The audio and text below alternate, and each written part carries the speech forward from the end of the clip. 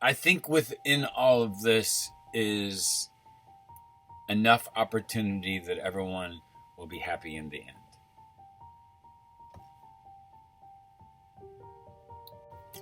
Just making a quick little video here, and I want to know that as I see the data through, I am living with the information as I've spoke. I have gotten uncomfortable with the idea of the kinds of people that I could make mad. Mainly my government, and not that what I'm doing is something that would happen overnight and become some new world that I envision. However, I do know that the seeds of what I have created and the way that it is created, it is something that would continue to grow long after I am dead. And many of us that are watching this video would be dead. There is change. But in the end, and understanding the economic changes that are happening worldwide over the next 20, 30, 40 years, for me to say that I can create a system in which, in its own imaginative way, in America, would have us all in a class of millionaires and billionaires, with no poor people, only people starting out with their life, or children, of course. And because that's what I'm doing, I'm creating a middle class, and the reinvestment, forced memberships into what I call co-op community investment. And what that does is it brings down, someone has a threshold of about $1 million a year. I may change some of that a little bit. Essentially, at about $1 million a year, you need to cap your income that you make every year at that, or you're no longer able to be in the system. And because of the way that I designed the system and just everything and the kinds of people that I'm going to attract, it seems like something that I can get people on board with. And because of the numerous sort of attributes that go along with this, again, it's the scalability. So when people reach this point, they become ingrained, and it's addictive, and you're seen with a sense of presence as a community member in the community, doing things for the community. Collective spirit, if you will. A lost art that is rapidly disappearing. A sense of being present with your peers in your community, just sitting back, being together. Created new in multiple places, from all different angles coming, with a sense of giving back in this community. This co-op investment is, so if someone gets too successful and they know they're going to be penalized, how can we reduce that so they're back down to that $1 million a year? That's cash take home. If you can't accept and be okay with $1 million a year take home, we're not playing on the same field. Let me just kind of I really want to talk a little bit more about this community reinvestment project. And because we're talking about the Silk Road here, which is separate than the Homeless to Permanent Housing Initiative. This isn't affiliated with that, although the funds of what I'm discussing in this video are what go directly to this Homeless to Permanent Housing Initiative and other things. Everything is reinvested back into the community. I'm long gonna easily have made my $10 million long ago. So everything just goes right back into the community. When a business is reaching their cap, they can't make over a year, there's some incremental stages, but there's a co-op investment project that happens in every community that a Peapod Center would go in.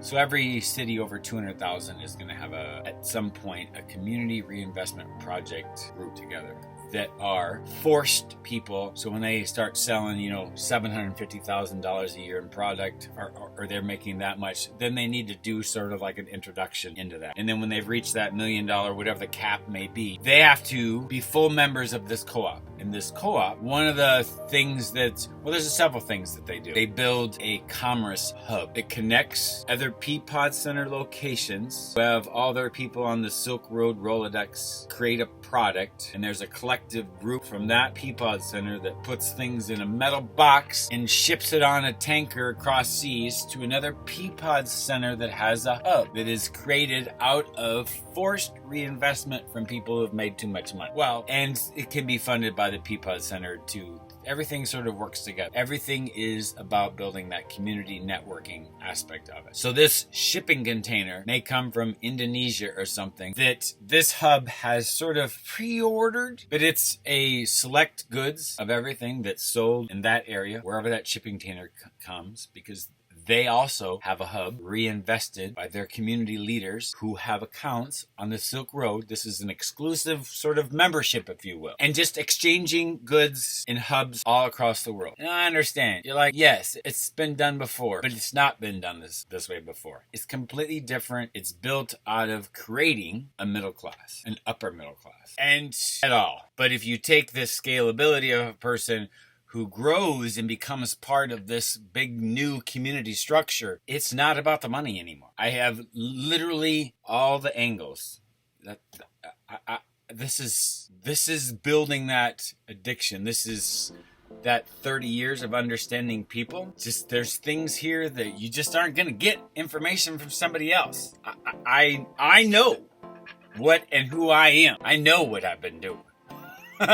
My entire life. I know how to fix this thing that's happening in our world. I know how to change the pace and how we see each other, how we treat each other, how we engage in each other, how we learn and how we share everything. I literally have created the framework to change the entire world for the better. When I think about the people that most are upset, they're already people who are never going to be happy because they're seeking some unobtainable, apparently they all need to have $1 billion submarine now.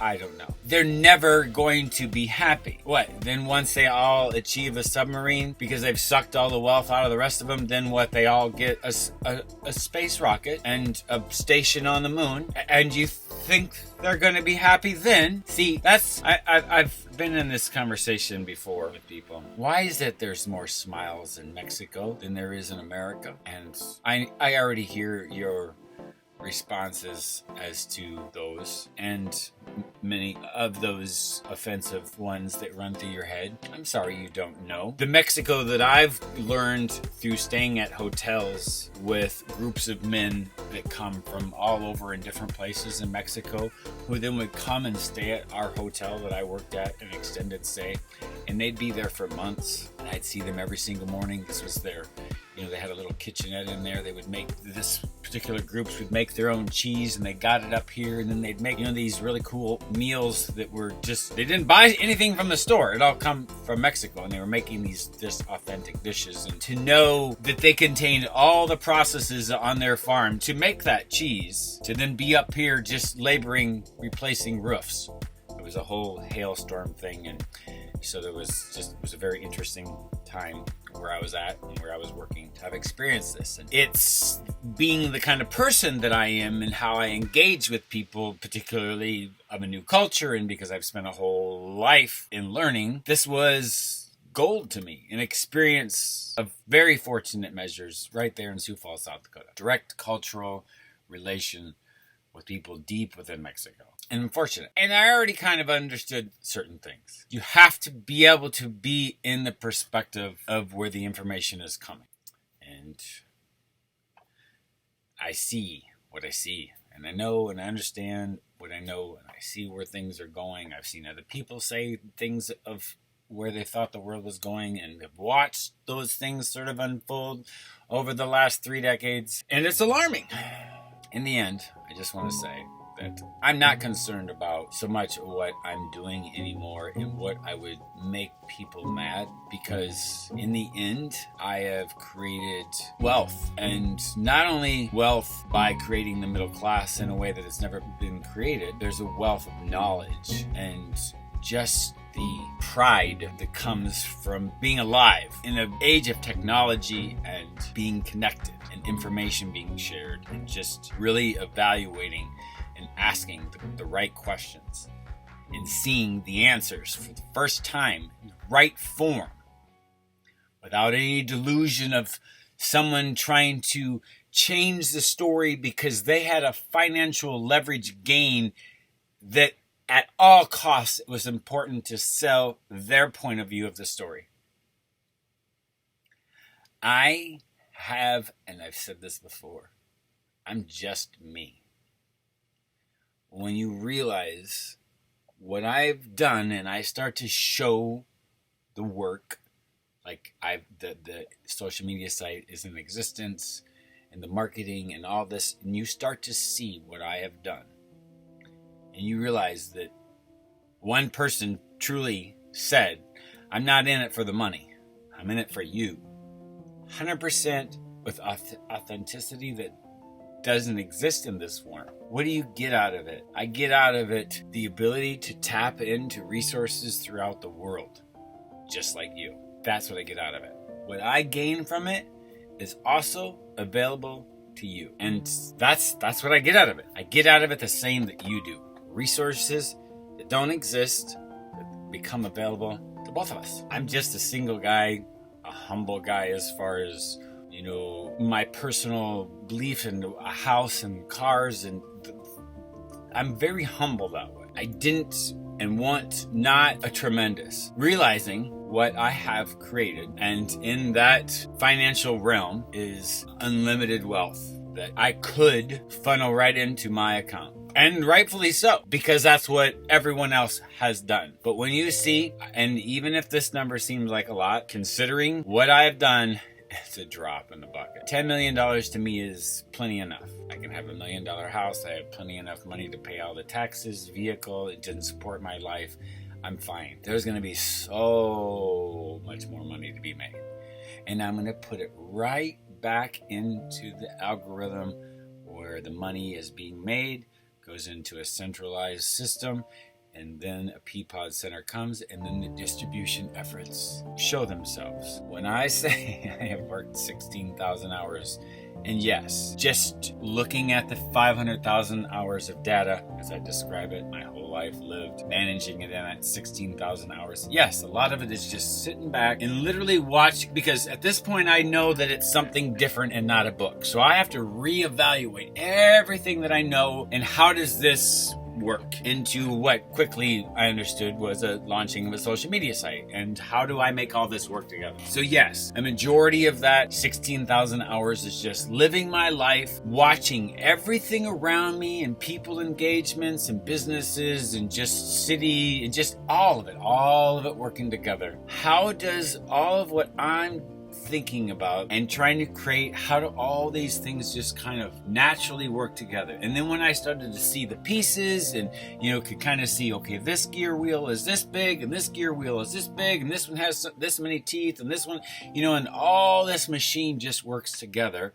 My gift to you, sitting back and then finally seeing all the gear pieces, looking at the machine, and now just plugging in those little details. I can't. This is that point in this that scares people and makes the missionaries in my church that looked down on me for admitting this. This is that point in the conversation when I think about what I've done and what it can do and build in community. This is where my feet start to not touch the ground. Just hear me thinking about what it is that I can't even share with you that is unfolding in these compartments, which I just added another one and separated things out so they're easier. It really is special. It really is special. And even though I had a little 2-week panic in there and I said a lot of things in a lot of different places that I was concerned about, 1%ers and governments and things like that, I just needed time to kind of see the information through. And I feel okay about things. Again, I'm not trying to piss anyone off. And I'm trying to share with you how this has all evolved for me. This is why I make these videos. This is why I'm open about things. This is why I'm having these videos open for discussion, which there isn't. And maybe it's just you listening and trying to process the information too. I don't know. But let me tell you that this just keeps getting better. And even some ripples, I just have to kind of let myself just kick, like I did here the last couple of weeks. I just kind of had to kick back a little bit and just sort of let the information come to me. Just little pieces, just one little piece a day, one little sentence that has to go into a folder that makes something different about it every day. Just one little piece even. And it makes such a big deal. But you do that over 3 years, and some days there's more than one, and it's elevating. But back here on earth, back on ground, there's just a lot of work ahead of me yet. And there's a lot of patience that I'm letting myself have. And I do 100% believe in what I'm doing, obviously. I know what I have created. I know what the outcome can be. I'm so thankful. I feel so blessed that life has given me the opportunity to be in this space to do this. I don't know what else to say about that. So I'm going to leave it here and just know that I am busy working on this gift for you, the people of the world. And I think when I start to get people to see what I'm doing and can sit beside me and feel like they have the same set of eyes and are in my head enough, and they can talk with me and around me and say, in a separate room or a different time, and they'll say, hey, I can tell you about it. When I start to get those people and the right kind of people, and just one celebrity, just one, saying, this boy's got something different. And I'm going to say, I do. I definitely do. And if someday it's going to be some talk show, maybe it's on the Drew Barrymore, maybe, who knows where. Maybe it's on some podcaster. I can sit, and one thing about me, I can talk and talk and talk and talk and talk and talk and talk and talk and talk. I can out-talk just about anybody that I've ever been around in my whole entire life. So that being said, just know I'm building that space. I'm connecting those ideas. I'm enriching the project. Oh, there's special things that connect the Silk Road to the marketing team of a Peapod Center and the elite team, the 20-foot soldiers, and eventually Homeless to Permanent Housing Initiative. That all ties together. The commune buttons, law and legislative buttons, just all of it. The Rolodex, all this stuff does tie together in very, very unique form. And you can't take one piece out and everything keep working. It's all literally tied together in some way and in multiple places. And that's one of the things about living with the information, like just now. And I was thinking about sort of the way to build. So I have safe space, socially responsible, cultural social media site. Those are like the three things. For the people, by the people, and empowering the people is also kind of a back running theme. But safe space, socially responsible, cultural media, social media site. The socially responsible thing is building social structure, building community. So I call it community building engagement. So working with businesses or their co-op investment, creating new spaces, we can do that algorithm that I've talked about when people sign up and they want to become active participants in the social media site called The Good Ship. So there is a verification process, and the first step is going to be this whole algorithm thing that we kind of talk about. What kind of person are you? What do you got to offer? How do you respond to situations?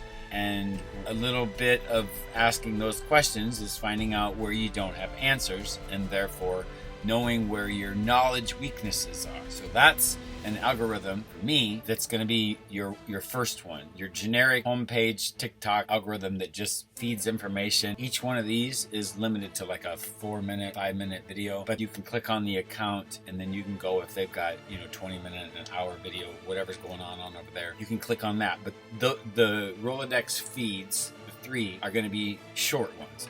Well, the one Rolodex feed is Peapod Centers that you subscribe to, and those Peapod Centers have those hour or 2-hour, 1 block each weekly broadcasts. Those may end up being on that algorithm. I will figure out how that all goes, but that first introduction one is the one that you can't change a whole lot on, because that information is going to get when you sign up for the social media site and we verify who you are. Within that, as I said, we want to know who you are, what your interests are, and what do you have to offer.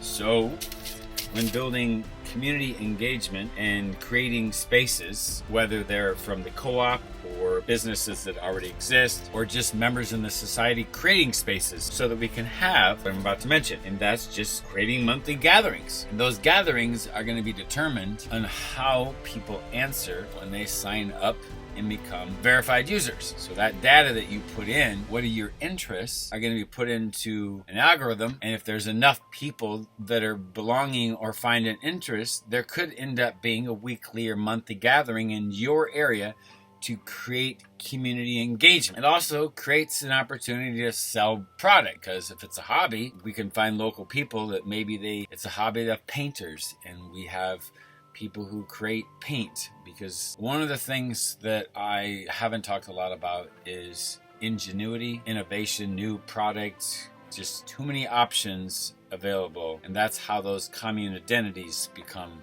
important, because grouping like artists, and an artist can be a welder, it can be, a sewer. Anybody who puts together a product, to me, is an artist. By putting these like-minded people together in communes, then I can extract groupthink. A lot of people together with the same sort of mentality, thinking together and coming up with great projects, because they have funding and tools available to them because of this whole system I've created they didn't have available before in the exchange from other locations throughout the world.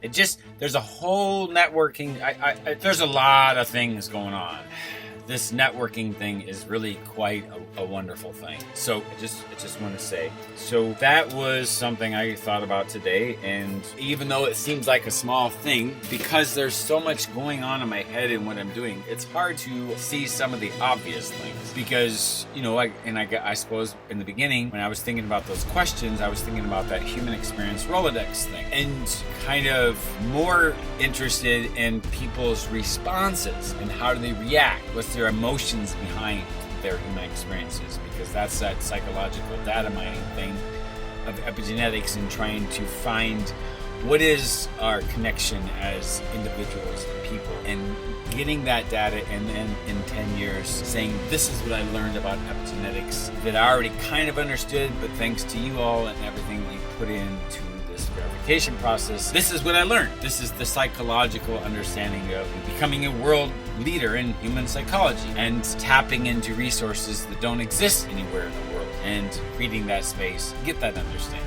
Again, this is a human behavioral study, kind of give back. We see each other with more clarity. Kind of the solution there is world peace. The more you know, the better we have of having less risk of war and violence and just problems.